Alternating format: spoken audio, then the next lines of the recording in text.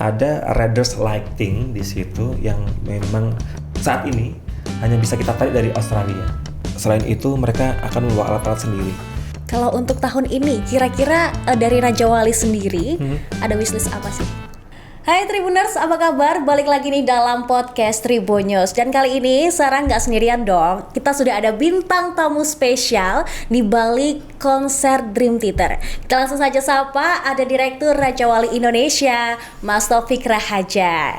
Ya, silakan Mas Taufik. Ya, terima kasih. Oh, ya, tepuk tangan dulu dong, ya kan? Terima kasih Mbak Sarah sudah diundang di Tribun Solo di hari ini.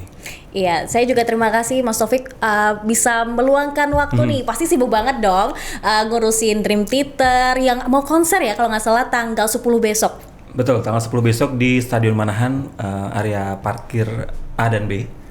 Jadi nanti ketemu di Stadion Manahan, konser Dream Theater Top of the World Tour. Dan ini adalah konser satu-satunya di Asia. Ada 2 negara di Asia, ada Indonesia dan juga Jepang gitu. Jadi satu-satunya di Indonesia. Jadi satu-satunya di Asia Tenggara itu cuma Betul, Indonesia Asia Tenggara, aja. betul. Wow, jadi masyarakat Indonesia, apalagi yang ngefans sama Dream Theater patut berbangga dong ya. Raja Wali loh yang ngedatengin Dream Theater ke Indonesia, ke Solo. Nah, tapi sebelum kita nanti mau ngobrolin lebih lanjut soal Dream Theater, kayak pengen tahu nih sebenarnya tuh Raja Wali Indonesia apaan sih? Kan katanya kalau nggak kenal maka nggak sayang ya Mas ya. Boleh dong diceritain soal Raja Wali Indonesia? Ya, Raja Wali Indonesia sendiri adalah promotor musik, berangkat dari Yogyakarta. Selain itu kita juga event consultant gitu ya, dan event management. Ada 5 festival musik besar di Indonesia yang kita bidani. Ada Prambanan Jazz, ada Jogja Rokarta Festival, ada Batik Musik Festival, ada Mocosi Festival. Kemudian ada satu lagi Jogja Rokarta gitu. Jadi ada 5 festival besar. Kemudian selain itu kita juga buat bikin konser-konser di konser artis internasional, artis nasional gitu ya. Konser tunggal gitu ya. Tidak saja ada di Jogja tetapi juga tidak di Jakarta, tapi kita mencoba lebih merata lagi bisa ke banyak daerah di Indonesia. Ya harapannya sih kita pengen ngangkat musik turismenya yang ada di Indonesia ya. Jadi punya banyak pilihan gitu. Oke, jadi kalau kalian pengen tahu Raja Wali Indonesia tuh apa sih? Jadi kayak sebuah promotor gitu. Kalau kalian tahu konsernya Westlife, terus Mariah Carey yang ada di Indonesia ini, nah promotornya adalah Raja Wali Indonesia. Hebat banget nggak tuh, ya kan? Wow, ini artis-artis besar luar negeri loh yang didatengin ke Indonesia langsung. Pasti juga ada kendala. Kalau nggak salah itu juga mengawali dari proyek-proyek kecil dulu sampai sekarang bisa gede banget. Betul. Ya kan? Boleh dong ceritain. Ya kalau cerita soal sejarahnya Raja Wali Indonesia pertama kali itu sebelum ke Raja Wali Indonesia malah justru core bisnisnya adalah penerbitan buku. Didirikan oleh sekarang posisi komisaris yaitu Pak Anas Syahrul Alimi. Dari mulai penerbitan buku terus kemudian dapat pekerjaan IO-an musik gitu ya, bikin konser, dan dari situ mulailah satu persatu konser kita buat gitu ya. Raja Indonesia dari mulai 2008 kemudian mulai berangkat ada konser secara agenda agak lebih banyak gitu. Kita yang pertama kali menggabungkan ada Glenn Fredly, almarhum Glenn, kemudian ada Tompi, ada Sandi Sandoro untuk gabung menjadi Trio Lestari. Waktu itu sih namanya belum Trio Lestari. Kita buatkan konser di beberapa kota gitu ya, tour gitu ya. Dari situ mulai intens untuk bikin konser musik. Tapi kalau ngomongin soal festival musik, baru Prambanan Jazz Festival adalah festival musik terlama kami. Itu tahun ini adalah tahun ke-8. Itu mulai dari 2015 gitu. Pertama kali di Candi Prambanan, di line up-nya waktu itu masih Kenny G dan beberapa artis Indonesia gitu. Oke, jadi emang berawal dari proyek kecil lalu sampai ngehandle Prambanan Jazz. Betul. Ya selama 8 tahun loh. Nah, kalau cerita soal Prambanan Jazz yang kita pasti udah hafal banget setiap tahunnya hampir ada gitu. Ada nggak sih treatment khusus ketika membuat Prambanan Jazz dari tahun ke tahun supaya lebih istimewa gitu? Ya kalau sebenarnya sih cerita Prambanan Jazz itu juga agak sedikit unik. Jadi kayak semacam ada sedikit kecelakaan gitu ya. Kita sempat dealing dengan salah satu venue yang ada di Jogja, ballroom gitu. Kita mau buatkan sebuah tontonan konser eksklusif seperti itu. Kita kontak Kenny G untuk didatangkan. Kemudian ada komunikasi yang membuat dari pihak hotel itu, dari pihak venue-nya itu membatalkan sepihak gitu. Akhirnya tapi kami kan harus menjaga komunikasi dengan artis internasionalnya ya, karena juga itu bagian dari track record pekerjaan kita nanti ke depannya gitu, supaya lebih memudahkan. Dari situ kita mencoba untuk mencari alternatif venue yang ada di Jogja, outdoor gitu ya, yang luas gitu, untuk kita pindah Kenny G ini ke venue tersebut. Tetapi ketika ngomongin soal venue-nya, Prambanan adalah salah satu pilihan gitu. Borobudur juga bisa menjadi salah satu pilihan juga kalau ngomongin soal ada di area heritage ya. Kita pengennya kalau bikin sesuatu tuh ada value tambahnya gitu ya. Jadi kita memang sengaja milih venue-nya yang heritage gitu. Dari situ kemudian pengalaman pertama ya masih banyak kelemahan-kelemahan. Kita bicara soal festival musik pertama kali gitu ya, dengan line up yang lebih dari satu gitu ya. Kami memang harus belajar banyak, karena kalau ngomongin soal apalagi dengan komunikasi dengan artis internasional, dan ada beberapa rule, karena perubahan itu kan selalu ada, termasuk perubahan pada saat di hari hanya di tahun 2015 itu, yang seharusnya Kenny G sebagai penutup, tetapi tiba-tiba dia minta lebih maju lagi, jadi secara rundown harus berubah, yang artinya tuh ya kalau ngomong soal secara show management jadi agak sedikit kacau gitu. Karena tapi dari situ ya nilai positifnya di 2015 kita belajar secara target dari ya cuman 5.000 penonton, yang datang di situ 8.000 orang gitu ya. Kemudian dari tahun ke tahun kita mencoba perbaiki lagi di tahun berikutnya, yang tadinya cuma 1 malam, kemudian ada di 2 hari, kemudian menjadi 3 hari, yang tadinya cuma ada 2 panggung, tiba-tiba terus kemudian kita yang di panggung festival kita tambah jadi 1 panggung lagi, ada 2 panggung festival, kemudian 1 panggung special show gitu.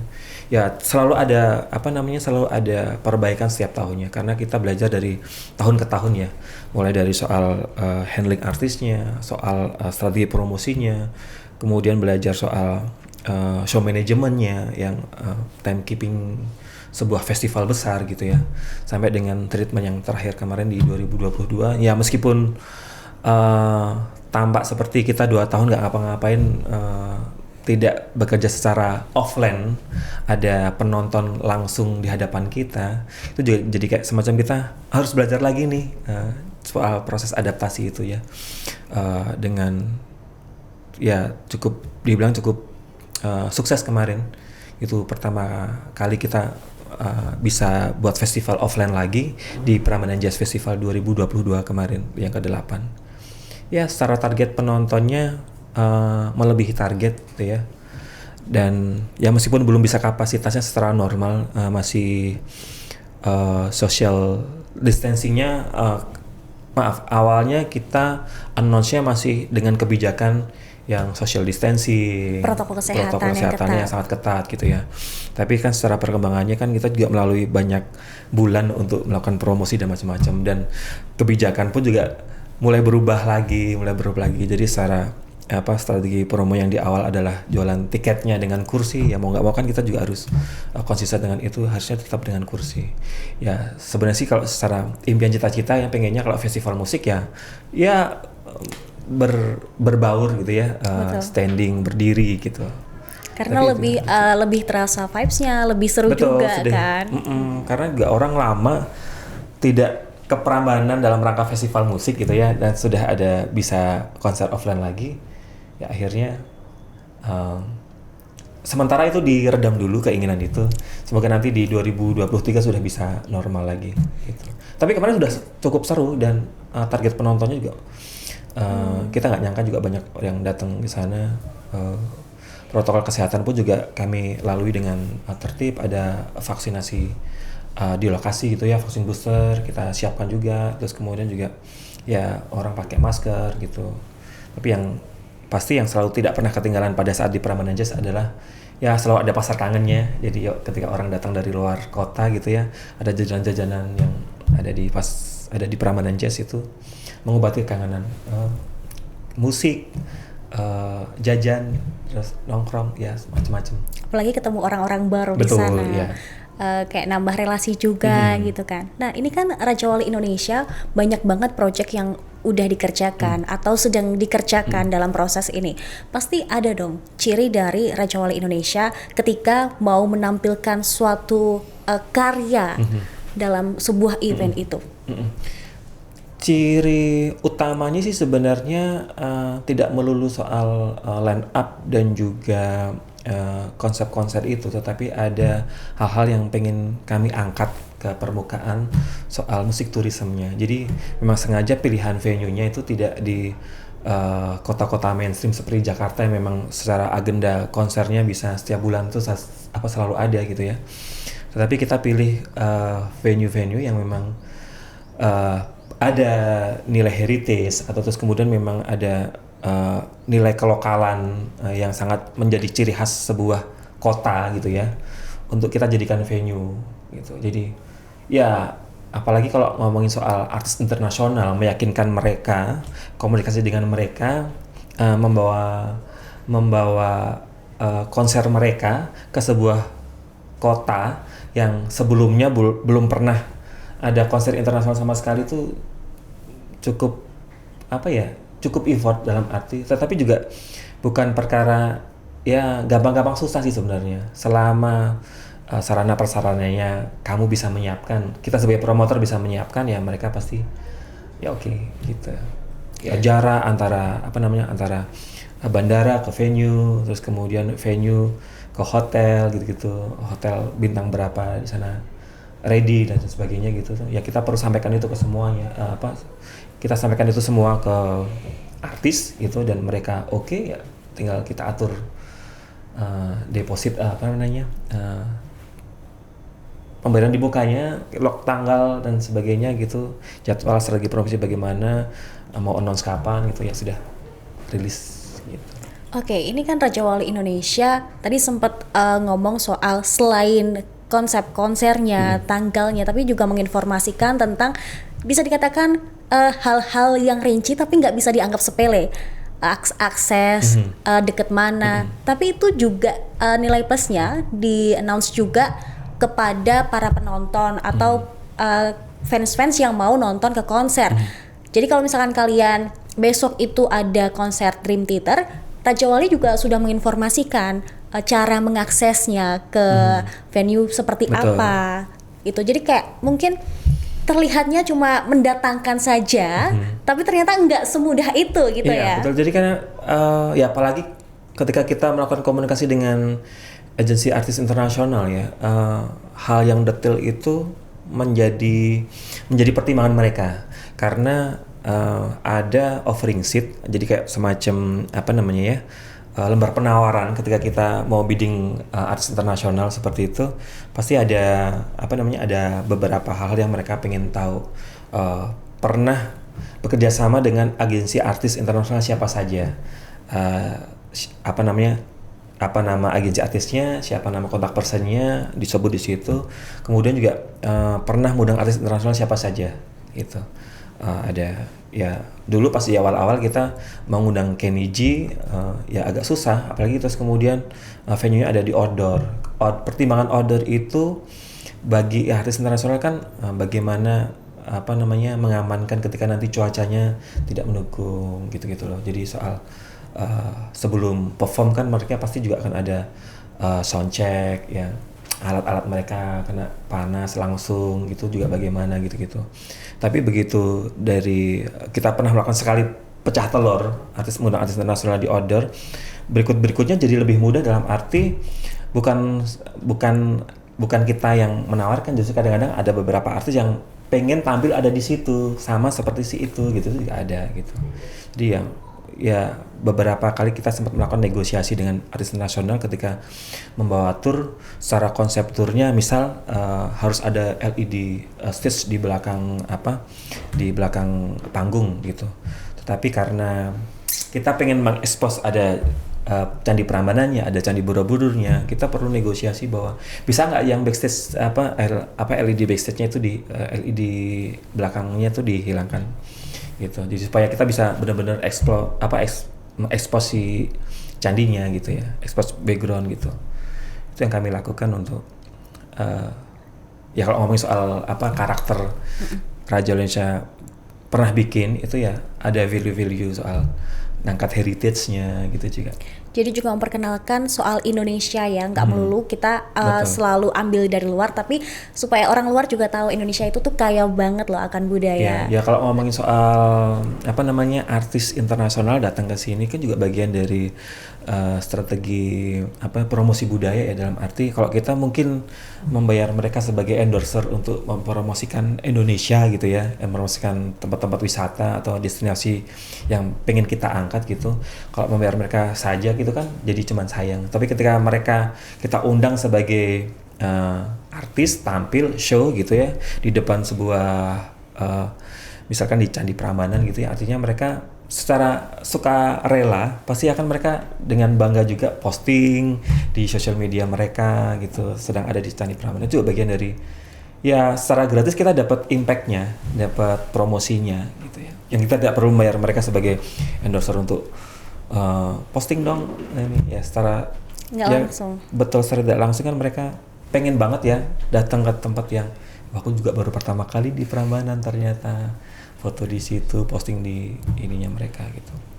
Nah oke, tapi yang terbaru ini Raja Wali Indonesia juga akan mendatangkan Dream Theater ya, yang akan konser di tanggal 10 Agustus besok. Tapi ada yang istimewa nih. Kalau biasanya konser band-band besar, apalagi nih band rock asal AS ya, itu ada di ibu kota, Jakarta lah. Cuman ini didatangkan langsung ke Solo, Jawa Tengah yang ada di Indonesia.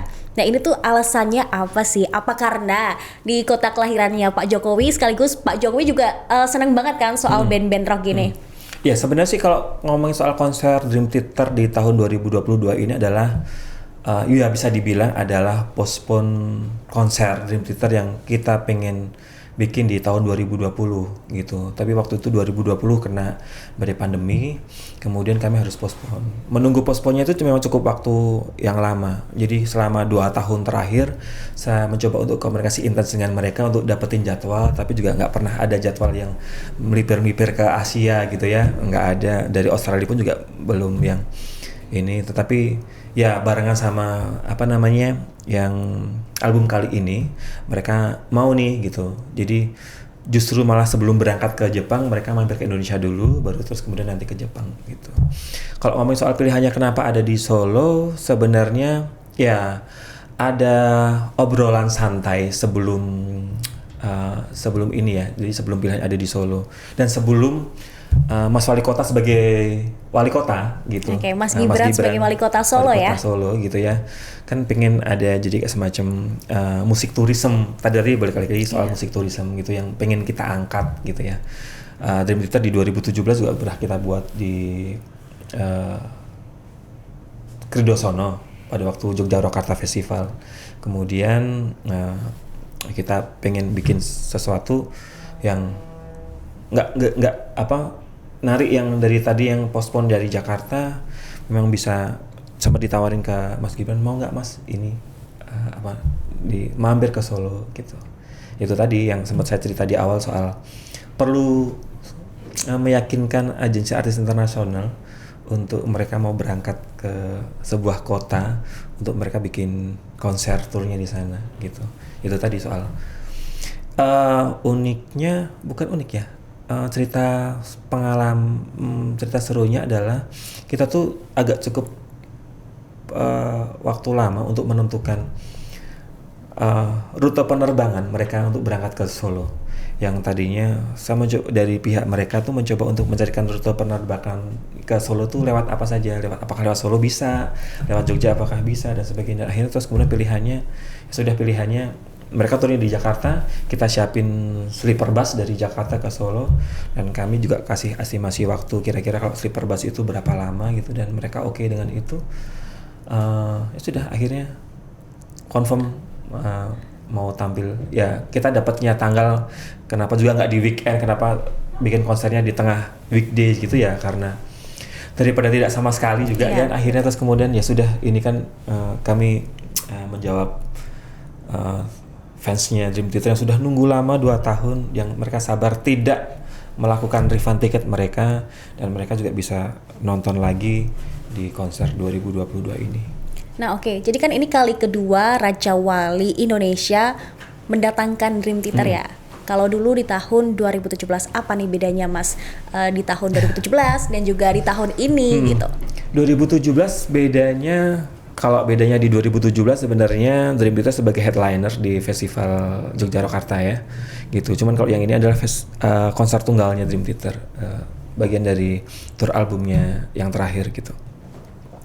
Yang bedanya lagi di 2017 mungkin akan banyak sekali dramanya, karena sebenarnya sih kalau ngomongin soal cerita 2017 Dream Theater itu adalah cerita, iya, buat kami yang bekerja di Raja Wali Indonesia itu jadi bagian dari cerita seru, pengalaman seru gitu ya. Karena awalnya itu Dream Theater kita mau set festivalnya itu ada di Candi Prambanan. Cuman karena ya kalau kita ngomongin soal Candi Prambanan gitu ya, pasti ada banyak bagian-bagian yang memang merasa memiliki, dan apalagi kalau ngomongin soal konser rock di Candi gitu kan, pasti ya pro dan kontranya akan pasti selalu ada gitu. Daripada terus kemudian pro dan kontranya berlarut-larut dan terlalu lama gitu ya. Dan apalagi ini juga sudah sempat viral waktu itu di sosial media. Pilihan terbaik adalah ya sudah, kita memindah di H-2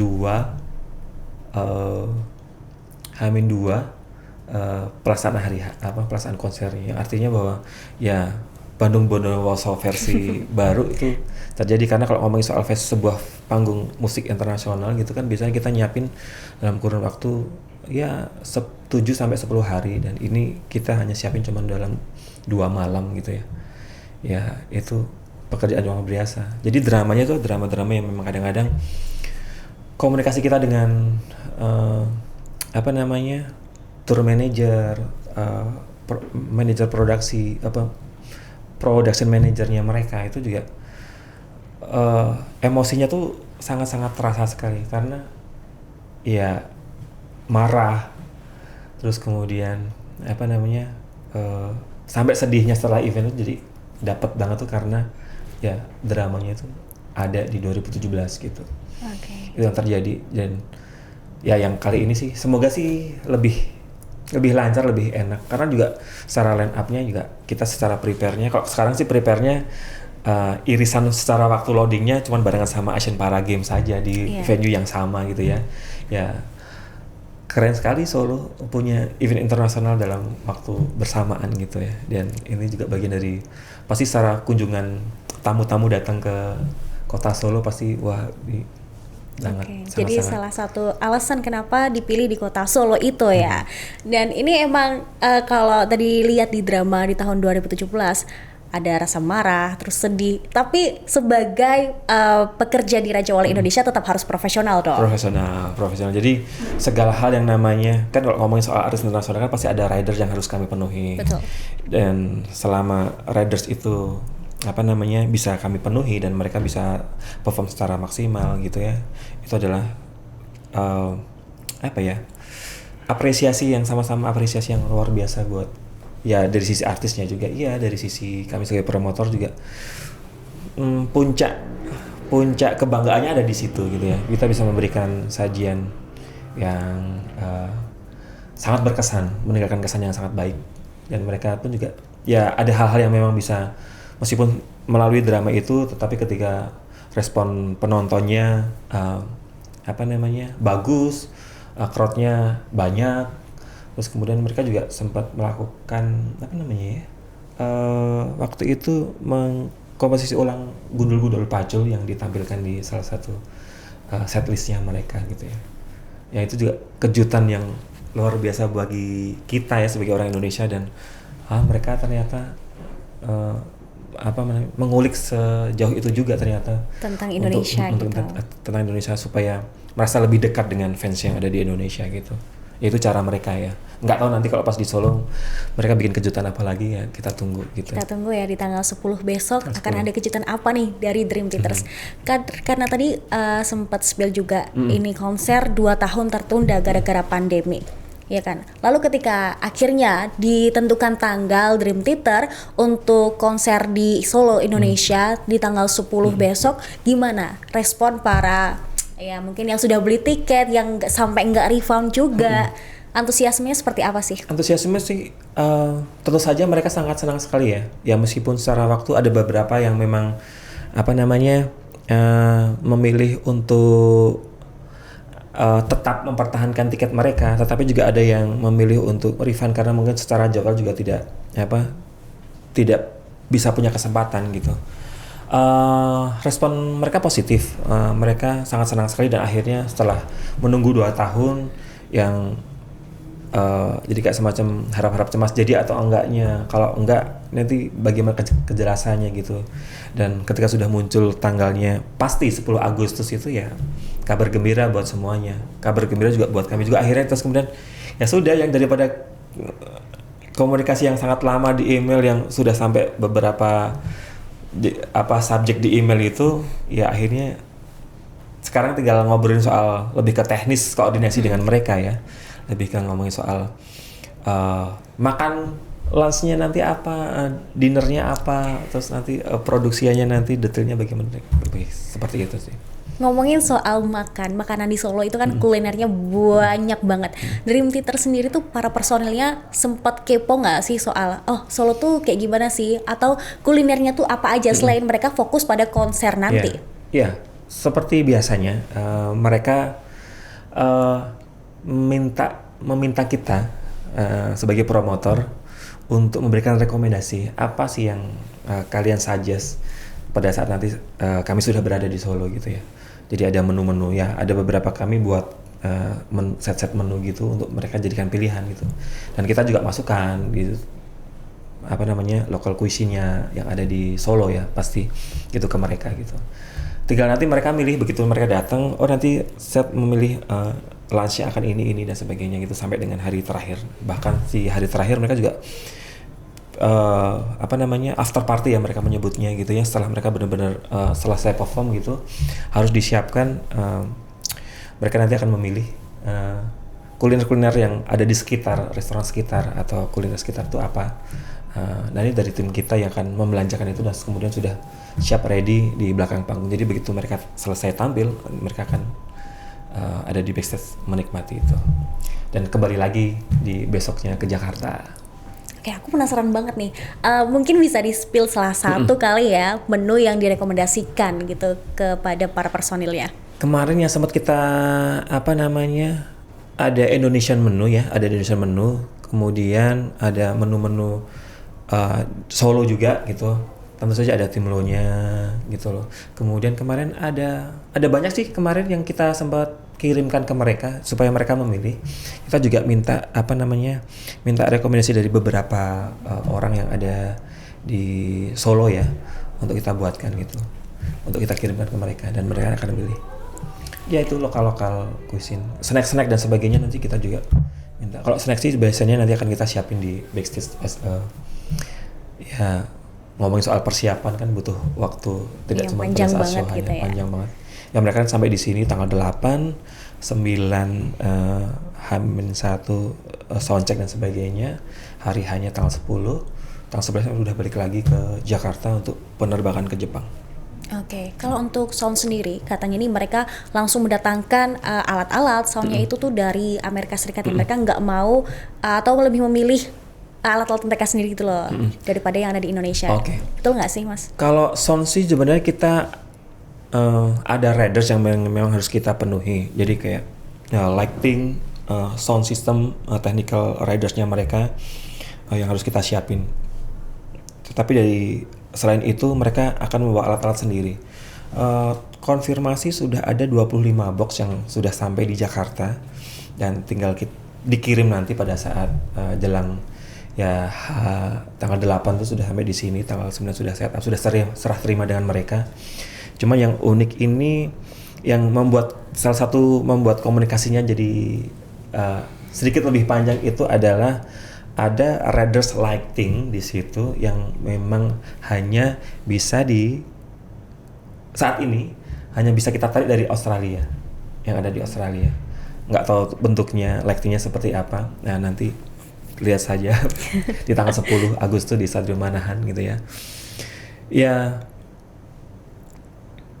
ini lighting dari Australia, ya tentu saja kalau ngomongin soal lighting dari Australia, cost dan produksi gitu pasti ya memang harus dipenuhi ya. Harus dipenuhi ya karena mereka kan konfirmasi ya mereka sudah memberikan tanggal waktu start di 10 Agustus terus kemudian ya setidaknya apa yang mereka, karena kami sudah mencoba untuk counter mereka gitu ya untuk beberapa kasih opsi pilihan gitu dan mereka tetap menginginkan itu. Ya sudah ya selama itu bisa kita penuhi dan kita bisa komunikasi sama mereka ya sudah akhirnya ya terjadilah tanggal 10 Agustus itu. Jadi muncul tanggal 10 Agustus itu ketika yang ridersnya itu sudah ready semua. Oke, kamu ada di sana. Apa namanya? Secara speknya Indonesia punya.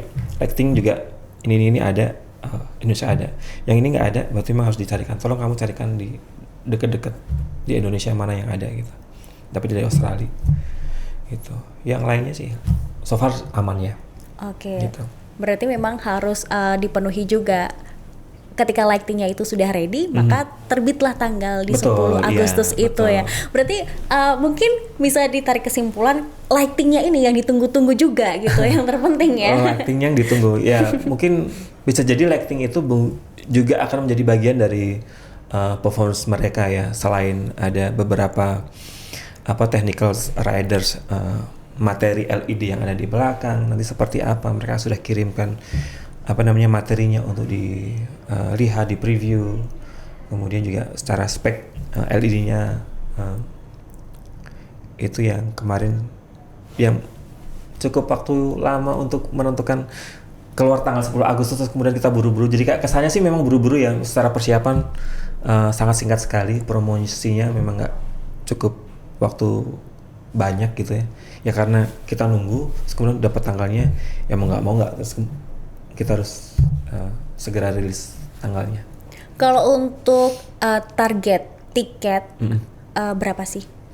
Kalau secara kapasitas ada di 10.000. Pembeli tiket lama itu kalau pembeli tiket lama sebenarnya sih itu yang tidak melakukan refund ada 1.800.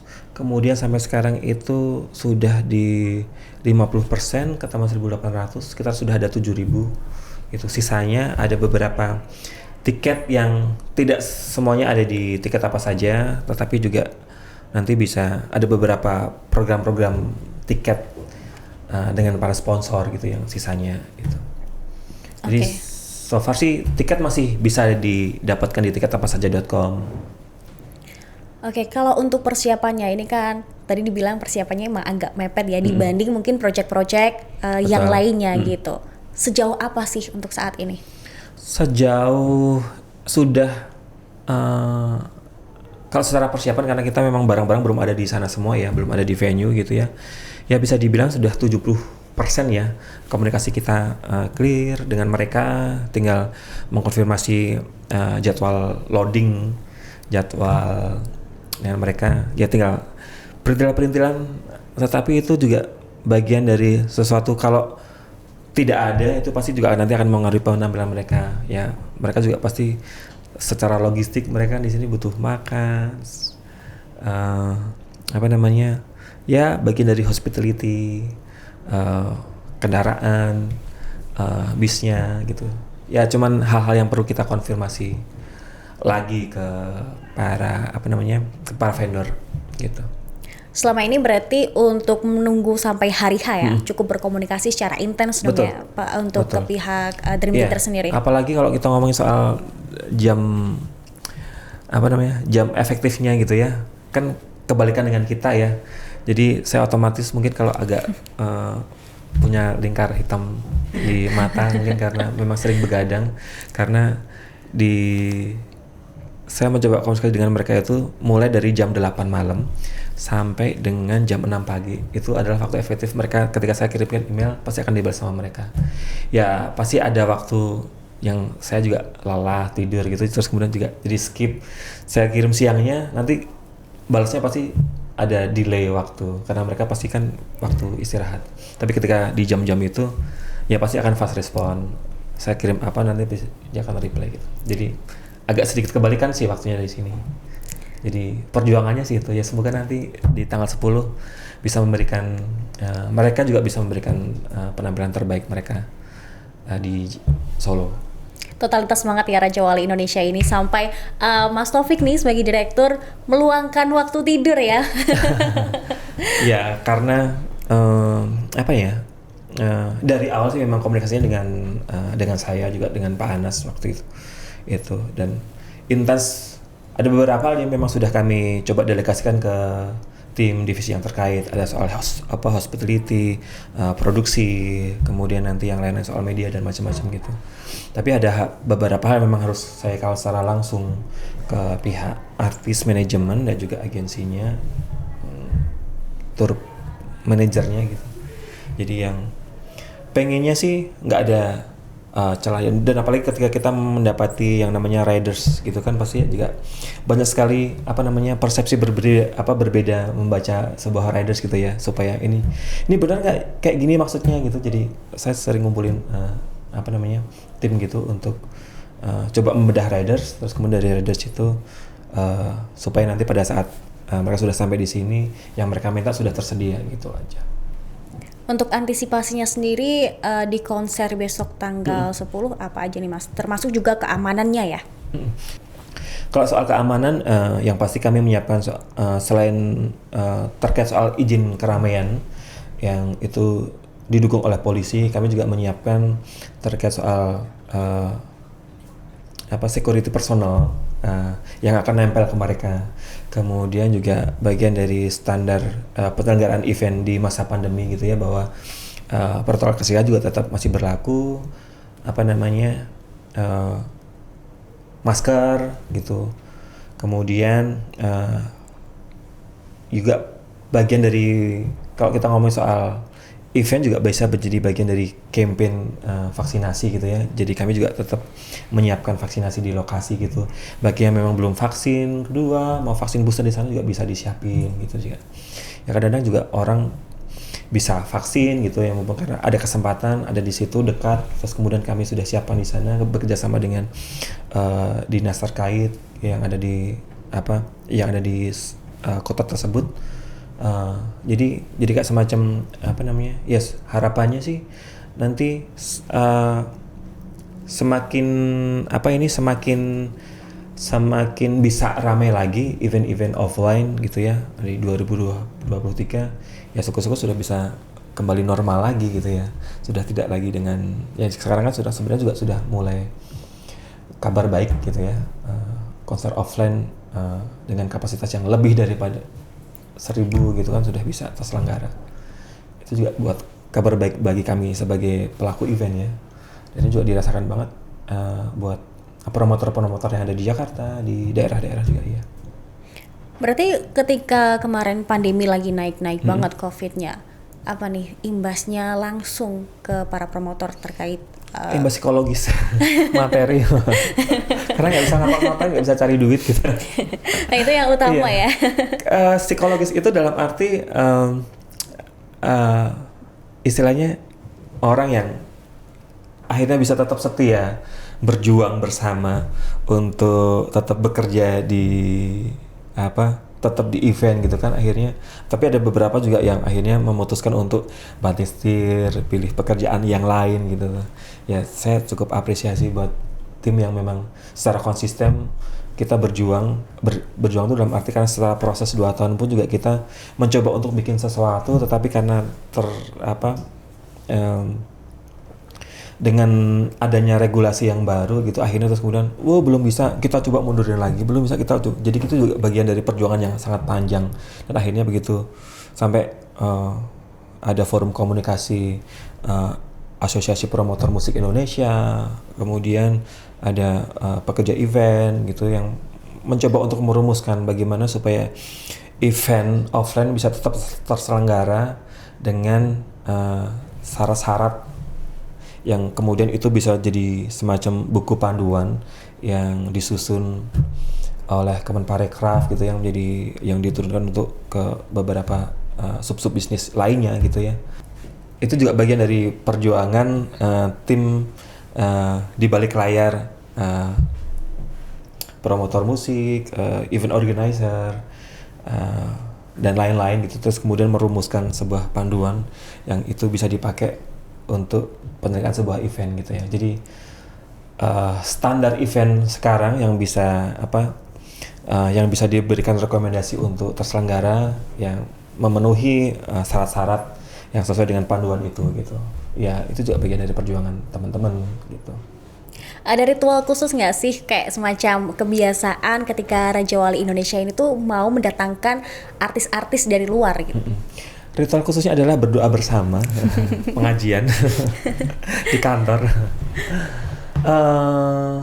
Artis internasional ya, nggak ada ritual khusus sih sebenarnya. Ya artis internasional bisa diundang itu ya berdasarkan karena cocok sama harganya, cocok sama jadwalnya mereka untuk tur di Indonesia atau di Asia, setidaknya. Kalau tur dunia terus kemudian ngambil dari Eropa tentu saja sangat mahal, itu artinya secara cost-nya kan pasti akan sangat tinggi. Tetapi kalau bisa narik mereka pada saat ada di Asia gitu ya, secara cost-nya masih bisa di-sharing sama negara lain gitu. Itu juga salah satu pilihan bisa tidaknya dan mau atau tidaknya promotor untuk mengundang artis internasional ke Indonesia. Kemudian selain itu tadi ya syarat-syarat soal harus punya record yang sangat panjang untuk lebih mudah mendatangkan artis internasional ke Indonesia. Ketika ada jaminan itu kan artinya bahwa kamu sudah pernah mengundang A, B, C, D gitu, artinya bahwa aman nih, tinggal aku melakukan komunikasi terkait soal hal-hal teknis lain gitu. Sehingga pihak artis dan manajemen pun percaya gitu. Betul. Ya. Tapi kalau untuk Dream Theater sendiri, ini kan tahun 2020, alasannya apa sih mendatangkan mereka tuh? 2020 alasannya karena ya sebenarnya sih ada jadwal turnya mereka gitu, ada di beberapa negara waktu itu. Di 2020 jadwal turnya di Asia lebih banyak daripada yang sekarang. Sekarang kan cuman kalau di Asia Tenggara cuman Indonesia aja, di Asia ada Jepang di situ. Waktu itu ya secara komunikasi kan kita 2017 sudah pernah mengundang mereka, selalu ada kesempatan untuk mereka pada saat ada jadwal tur pasti akan menawarkan ke kami ya, ke promotor gitu, mau nggak nih bisa kamu tarik juga ketika kamu punya tanggal nggak gitu. Itu juga bisa jadi berlaku juga ketika kita pengen pun juga bisa berlaku. Ada jadwal ke Asia nggak gitu, supaya bisa kita tarik ke Indonesia gitu ya. 2017 ke 2020 jeda waktu cukup lama ya, 3 tahun gitu. Dikasih lagi ya secara fans pasti akan senang-senang aja gitu. Dan apalagi 2022 ini kalau ngomong dari rentang 2017 kan waktu yang sangat lama gitu, 5 tahun. Iya, 5 tahun. Ya, tidak tampil di Indonesia, dikasih tontonan ya harusnya ya kalau memang fans garis kerasnya Dream Theater ya harus nonton besok di tanggal 10 Agustus. Oke, jadi buat kalian nih Tribuners yang ngefans banget sama Dream Theater, soal karya-karya mereka wajib banget nonton. Karena tiketnya masih tersedia ya sampai sekarang ya?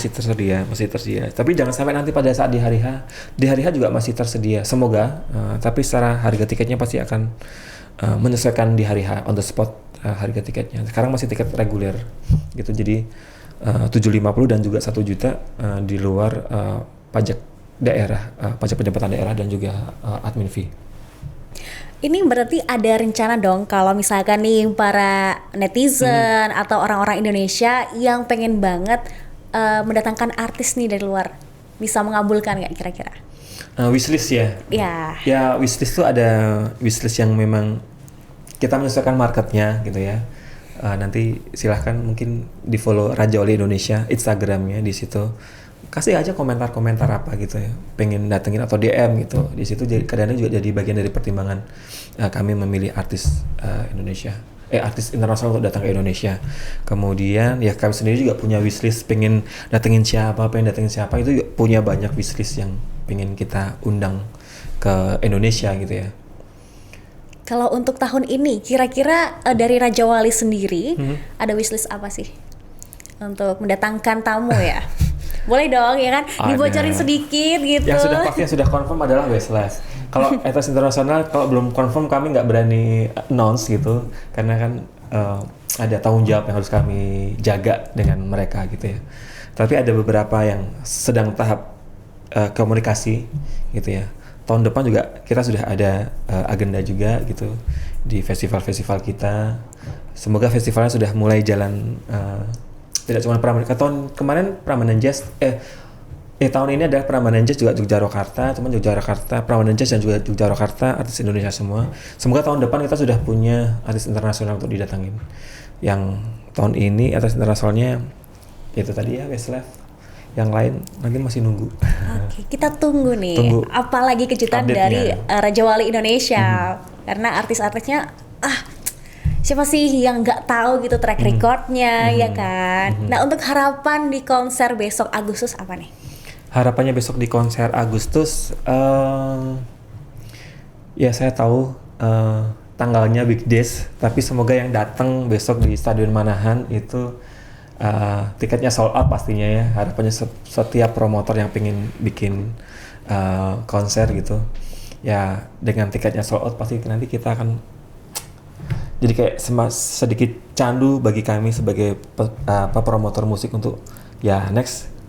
Oke nih Solo salah satu alternatif venue untuk konser internasional kita bisa bawa ke Solo gitu ya. Ya, jadi jangan lupa beli tiketnya. Oke, jangan lupa beli tiketnya ya buat kalian penggemar Dream Theater, karena nggak boleh banget ya untuk dilewatkan. Betul, karena kita nggak tahu ya setelah di 2022 mereka bisa ke Indonesia lagi kapan. Kadang juga ya 2 tahun kemarin juga posisinya juga menunggu yang cukup lama gitu ya. Setelah ini ya kita belum tahu. Mumpung ada kesempatan Dream Theater ke Indonesia lagi, jadi jangan lewatkan kesempatan ini. Nah, ini terakhir banget. Ini kan Presiden Jokowi itu penggemar band rock ya. Kira-kira apakah emang ada rencana, sudah direncanakan Pak Presiden tuh bakalan ikut nonton langsung ke Stadion Manahan besok? Atau mungkin ada jajaran di kabinet atau pemerintahan yang bakal jadi tamu di sana? Kalau secara konfirmasi langsung dengan kami, ya bisa jadi akan ada dalam arti ya kita nggak tahu ya, karena banyak sekali yang sudah memesan tiket Dream Theater besok gitu mengatasnamakan gitu ya, tapi tidak secara langsung yang mereka akan datang di lokasi besok, karena ada beberapa kalau pejabat-pejabat mereka akan datang tidak melakukan konfirmasi dan tiba-tiba mereka akan datang di sebuah konser besok di tanggal 10 itu juga, karena kayak ya ini kita bisa melihat mereka mungkin juga tidak sebagai RI1 tapi juga sebagai seorang yang fans garis kerasnya Dream Theater gitu, pengen nonton gitu ya. Ini ada kesempatan buat bisa datang gitu ya, apapun profesinya gitu ya. Ya karena juga tidak ada treatment khusus, karena kami juga tidak menyiapkan yang ada namanya seat VIP ada di sana. Yang ada cuma festival A dan juga festival B. Pun ketika Bapak Jokowi hadir gitu nanti ya mereka pasti akan membaur dengan penonton festival yang lain, festival A tentu saja pasti gitu. Kalau beliau hadir gitu ya. Tapi secara konfirmasi sampai sekarang kemarin sih sudah sempat ada beberapa pejabat-pejabat gitu yang melakukan pembelian tiket melalui ajudan mereka gitu ya. Berapa banyak tiketnya gitu, ada 10, beli 20, beli 30, 40 gitu. Sudah. Oke, jadi kita tunggu nih apakah jadi, Bapak ya. Jokowi akan hadir menonton langsung konser Dream Theater ya kan? Kita nggak tahu, kita tunggu nggak aja. tahu, bisa jadi nanti Mas Wali Kota langsung ini ya anak meminta, loh Pak, kamu Ya, sebagai boleh. fans Dream Theater gitu kan, terus kemudian bisa ini. Karena Mas Gibran kan kemarin udah welcome banget ya konser diadakan di Solo, Jawa Tengah ini. Betul. Ya kayak kemarin berita terakhir yang kemarin juga sempat viral gitu ya. Ya kalau Pak Jokowi ya postingan yang diposting sama Mas Gibran gitu ya.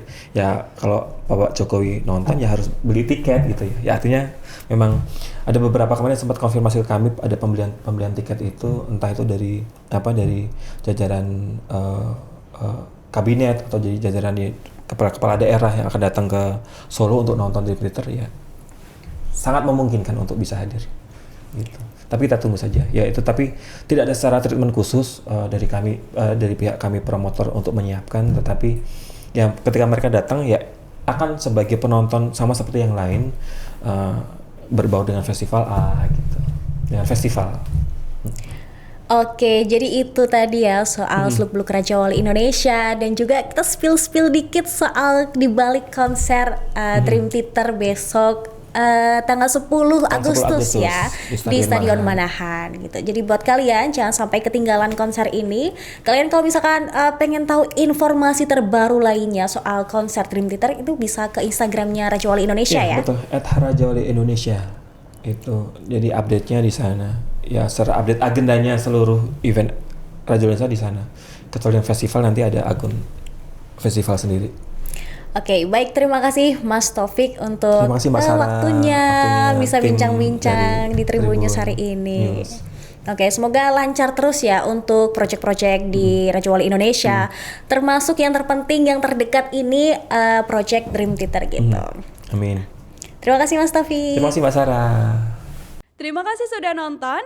Jangan lupa like, subscribe, dan share ya.